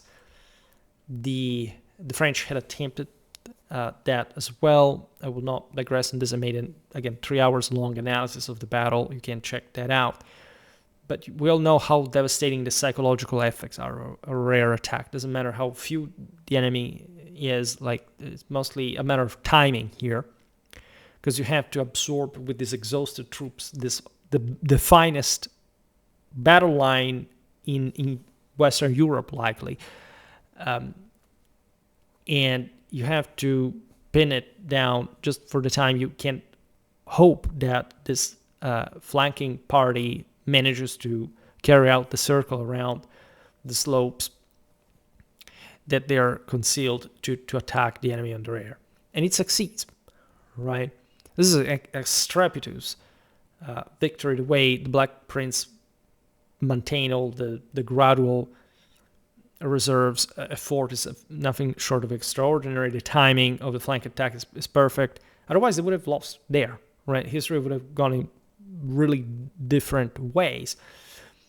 John II and numerous high nobles, including his young son Philip the Bold, who later founded the powerful Burgundian ducal line through marriage and inheritance, fell captive along with thousands of others, with French losses around 2,500 dead and 2,000 to 3,000 captured. One of the war's most lopsided victories that crippled French leadership for years. Right? The French king was captured here. Ransom talks yielded the preliminary Treaty of London in 1358-59, setting elevated sums of 4 million gold écus initially, and territorial restorations approaching the former Angevin Empire under Henry II, with hostages substituting for the king during negotiations to ensure compliance. French default on payments and the escape of Louis of Anjou from Calais prompted John's voluntary return to honorable English captivity in 1364. He had basically been let go to summon his own, sort of regulate the situation for his own departure, right? And he really does this, as we've seen in his video, in a display of chivalric honor, right? Reflecting ideals promoted in contemporary literature, such as chivalric romances and the orders like the one of the Garter, founded by Edward the Third in 1348. He had created the one of the Star that we'll see better in that incoming video about the French late military orders, that was an equivalent to that, and want to again foster that sense of standards of uniformity, of greater loyalty to the crown, to gather sort of the best knights around. And it had showed also at Poitiers, where literally the last line was really formidable. You had all these incredible fighters. Domestic turmoil mounted in France, to say the least, with 3 companies of discharged soldiers routiers like the Tarvenus rampaging across the countryside for loot, noble exploitation of peasants through increased taxes and corvée to fund the ransoms, right? And the same 1358 Jacquerie peasant revolt erupting from accumulated grievances near Paris in the Beauvaisis before its brutal suppression at Melot by forces under the Capital de Buch and Gaston Phoebus. If you wonder why, I don't know, Capital de Buch had fought against the French, so why does he put down the Jacquerie for that? Well, obviously enough, because the Jacquerie actually spread across the entire country. It was part of the aristocracy. And so this is actually also how the Jacquerie is terminated, a bath of blood, right? And it had been triggered by the way, in part, destabilizing the system. So why should we, who do we owe allegiance to? Like, why should we remain faithful to them? The peasants are actually evil. If you look at the medieval history, like the peasant is not a good moral agent. They're incredibly underdeveloped. They're incredibly hateful. And in many ways, yes, they were sort of exploited and sort of kept under with force, especially in a country like France that founded everything on this sort of incredibly powerful nobility that owned practically everything at the expense of sort of the rest, at least by lording over the rest of the population. So when at least the damage is caused by their failure, the latter say, how does this contract supposed to work? I actually prepared a video about the Jacquerie last year, but still haven't made it from a military standpoint, because there is an actual sort of, I have a video about a playlist about peasant revolts that explains more or less what was going on. We'll make more of those, but Jacquerie is the most famous in the Middle Ages. If anything, because it's big. It's as big as France in scale, and so it's even more important than the Hussite Wars per se, or other peasant rebellions that occurred, for example, also in England later on. Edward's 1359-1360 invasion exploited French weakness, right? This is yet another massively favorable situation. The French king is captured, France is prostrated, they have less sources than ever. This is such a critical situation for the French crown. Assembling a large army at Calais that has become, as we've seen, the launch pad directly on the continent, right? So already sort of allowing the English an autonomous management of the invasion from the same French territories, and much closer to Paris. And so the places that counted were in October 1359. The force targeted Reims for a planned coronation of Edward as King of France himself, using the holy oil. You know how important Reims is. I made a video about medieval Reims, and this is the crowning place in the beautiful cathedral of the kings of France that they anointed properly in a sacralizing, sacred recognition, basically. This dates back to the age of Clovis. There is a massive mystique connected with this incredibly important originally Gallo-Roman center. But in that case, the citizens' preemptive fortifications, stockpiling, and scorched earth tactics in the surrounding Champagne countryside, it was also historically quite rich, withstood 5 weeks' investment without capitulation in late 1355 to early 1360. In winter, right? Showcasing urban resilience through militia defense and civic solidarity, but also from the English side, how relatively easy otherwise it was to enter in the very core heartland of the Kingdom of France, as we've seen in the previous, in the Crécy campaign. They had skirted the walls of Paris. They're really hiding in the stakes. This is really a massive show, also of ideological clash, right? If Edward is crowned King of France and France, this can be seen as a contest, obviously a easily contestable crowning, but it can be used politically, right? Also, by those who are starting to see how grave the situation is, and they can't think that they can profit out of it, right? After all, these massive changes in the Middle Ages are rare, right? As the same 100 Years' War proves in its incredibly lengthy and disruptive character. You can't simply unhinge a country like France. So even if you are, say, the Duke of Burgundy, you see, okay, well, now there is a problem, but it's not like the King of England, in spite of his advantage, can simply sustain this indefinitely, or can simply seize France per se, right? There isn't even properly the moral precondition. It's not about occupying any city, not even Paris, as it's in fact going to happen. It's going to make the difference per se, right? And there's also this already emerging sense of Frenchness that, in a later medieval sense, underscores that more regional, national, identitary self-reliance, right? The great universal authorities, including one of the King of France, had been, think about Philip IV, that had, without too many problems, self-styled himself as Caesar, right? At this point are evidently shrinking, right? But there is a sense of regional cohesion that emerges even in the former lands controlled by the Plantagenets, like Normandy, that are against, in fact, the heavy disruptions of these invaders. English advances toward Paris yielded suburban raids, once again, that burned villages like those in the Ile-de-France, but no major engagement due to French avoidance. This was also a fairly habitual strategic choice, right? It was very difficult to besiege a particular place like Paris. The subsequent shift toward Chartres preceded the catastrophic Black Monday hailstorm of April the 13th, 1360, which killed over 1,000 English troops. This was interpreted as a divine omen. It destroyed thousands of horses and baggage through violent hail, lightning, and winds that scattered the army. It was really seen like, no, you shall not pass. Like there is a divine threshold here in the core of the French mystique. You can't enter, right? There is this very interesting reaction also from Edward that starts reflecting on sort of this event, this supernatural event, its meaning, the difficulty of war, all the pressures deriving from that.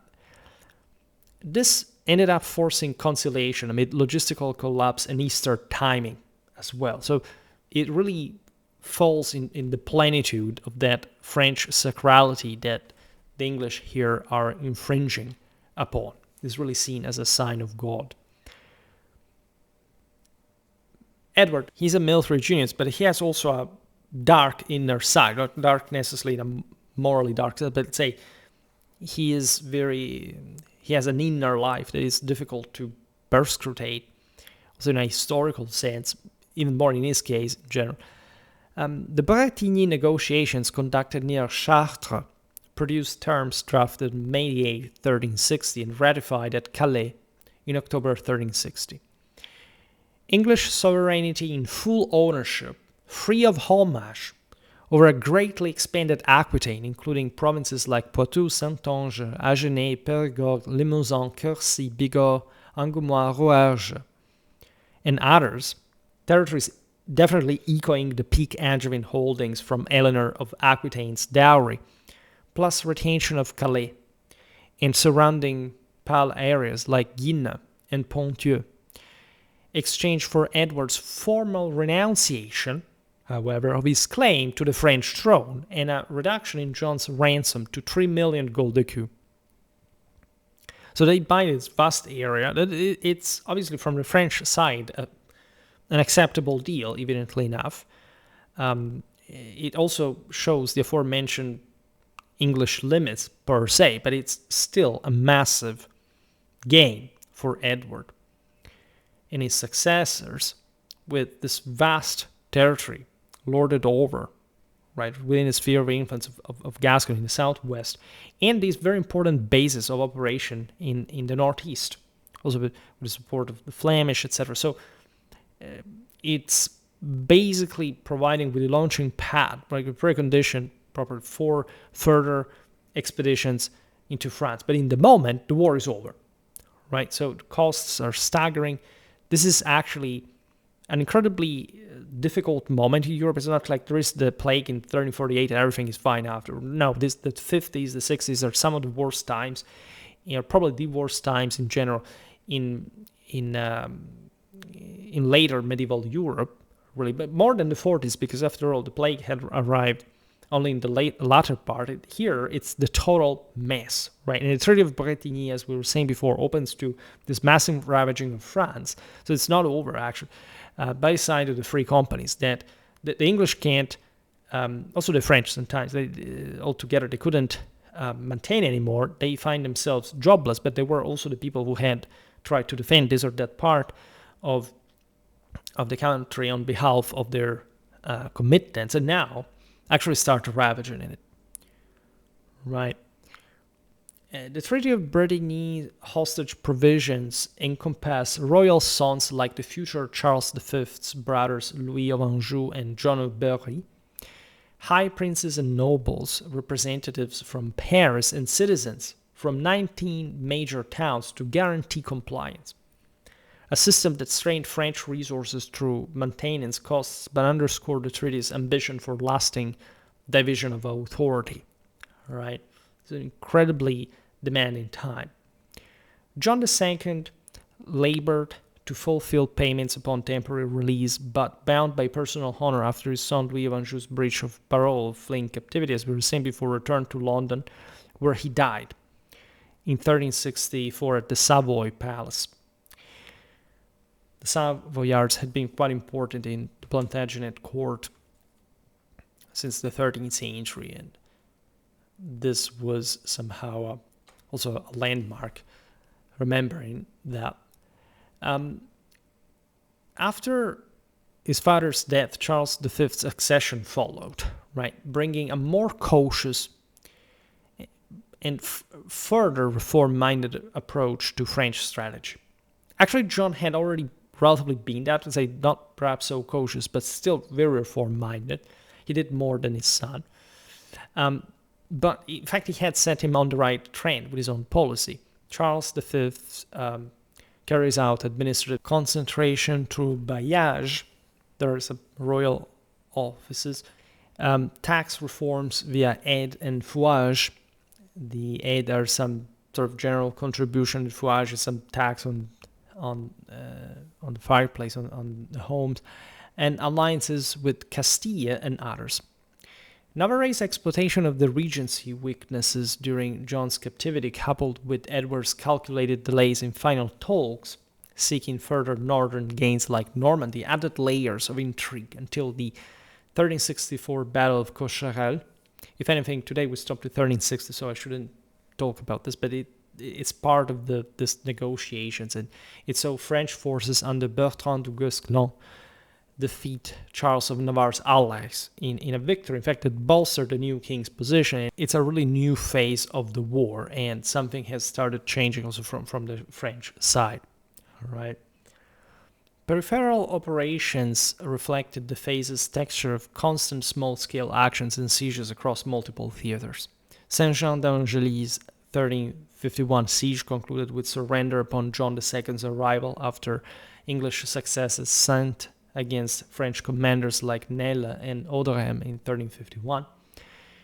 This participated to the Battle of Poitiers, by the way. There were also, for example, German mercenaries. Those are very common at the time, were used by everybody, especially the French and the Italians. At Poitiers, there were lots of Germans there. Ardres, so Beauchamp's English raiders, reduced to defensive ditch positions, succumbed to incremental French arrivals despite initial resistance that killed the French leader Beaujeu in 1351-52. You have Moron in 1352 witnessing Bentley and Knowles' strong ridge defense reinforced by bramble obstacles and devastating archery that routed the French army under Nesle, slaying the Marshal and several members of the new Order of the Star that, as we were saying, had been founded by John II to rival the Garter. Montmorin in 1354, featuring du Guesclin's ambush capturing the English captain Hugh Calveley through surprise night attack. La Roche-de-Rien, 1347 night storming by Thomas Dagworth, aided by a garrison sortie from the besieged, overcoming Charles of Blois' besieging forces despite numerical odds in a fierce engagement involving scaling ladders and street fighting. So there is really a lot. These are old battles in particular we will cover. For some reason, I don't know why, we haven't made enough videos about the 100 Years' War. There are admittedly many others. This normally happen given that they're a bit more demanding, given this pacing that I noticed over the years through the magic extraction, so to say. Sometimes they tend to, like for months, maybe we don't make these primary sources tactical reconstructions, but eventually they start piling up very close fashion. So this is the initial phase of the 100 Years' War. This is really a brief introduction. I can tell you again that we're going to add too much today because this is just an introduction. But collectively, these years essentially illustrate the English mastery of combined archery and dismounted tactics that maximize the longbow's rate of fire and range against armored cavalry, logistical endurance, and sustained sieges like Calais, supported by naval dominance from the Cinque-Port and merchant fleets. An exploitation of French fiscal strains from repeated defeats and plague. Right, read this in order of unimportance, I say. And so overall in the picture, we've seen this fragmentation under feudal levies that assembled slowly and lacked cohesion, and internal divisions among nobles, securing substantial territorial and political leverage by the 1360 settlement, even as underlying rivalries, demographic scars from the plague, and unresolved claims enduring in the subsequent phases of the war under Charles V's Fabian strategy of attrition that we will see, in fact, in the next episode, so to say.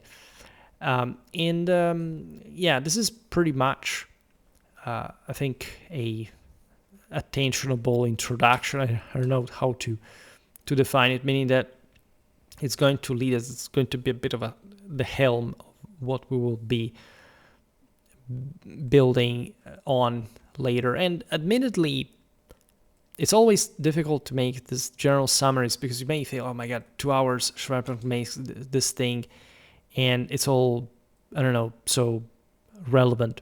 But it's something you must do at some point. Over the years, for given the random topics choice, I said, okay, well, let's leave it at this because fundamentally what is not extracted first is going to be extracted later. But then I realized that sometimes I was doing too much in-depth stuff and few sort of general comprehensive one, especially as far as the military side of the story is concerned. So I said, you know what, this is a military history channel. Like, we should really cover those topics that feel obviously more deserving and or urgent in this perspective, so that if anything, more people can come. And of course, over the year, I grew as a channel. YouTube is not easy. Let's say if you think you can simply or easily grow, it's not that easy in many ways. Maybe I could have been more efficient if that had been my only aim, so to say. But it wasn't per se. Here I see my 100 Years War playlist counting at this point only 23 videos, right? So it's not like, it's not nothing, but many of these videos are relatively circumstantial. Let's just put it this way. For example, this video, France and England after the 100 Years War, shouldn't even be here, but it was part of a series that I had made some years ago. State building in the 100 Years War, very generic. The Battle of Fogmigny, okay, this is very specific. The English Field Army Strength of the 100 Years War can be interesting, but it still doesn't tell the history of the war per se. It helps. French Army Organization of the 100 Years War, yeah, it works. About Poitiers was good. Coat of Arms of the 100 Years War.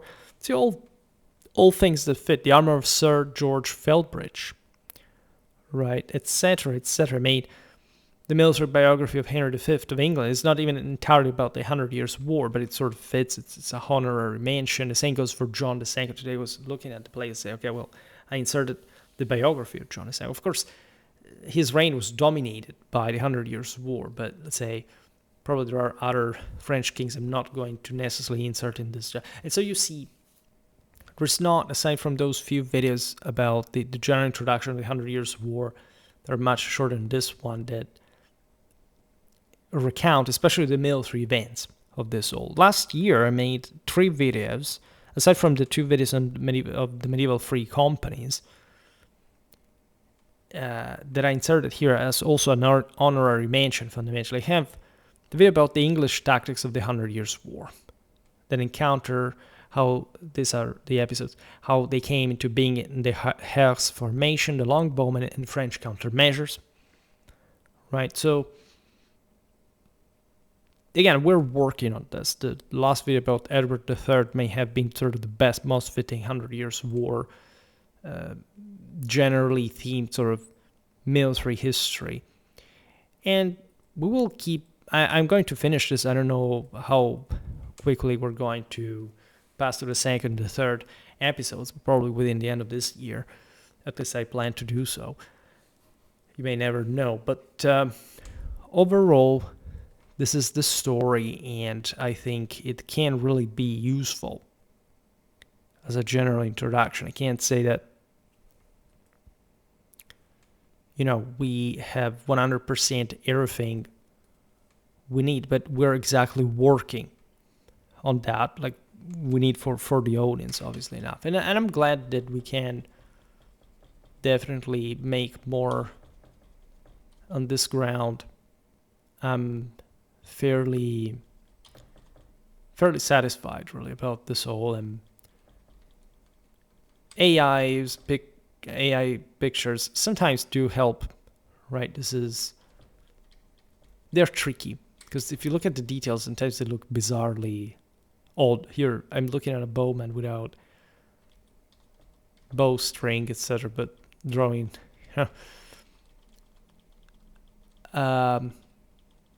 But overall, right, you see that I always insert also the actual historical stuff. And again, there's so much to do. And I felt like I really needed this core foundational history of the 100 Years War series. So we'll have fun with it. In any case, for today, I stop it here. I just hope that you enjoyed this video. If you did, please share it. Otherwise, leave a like or subscribe to my channel if you're interested in my upcoming content. As always, I thank you heartily for listening to me. I wish you a nice time and see you next time.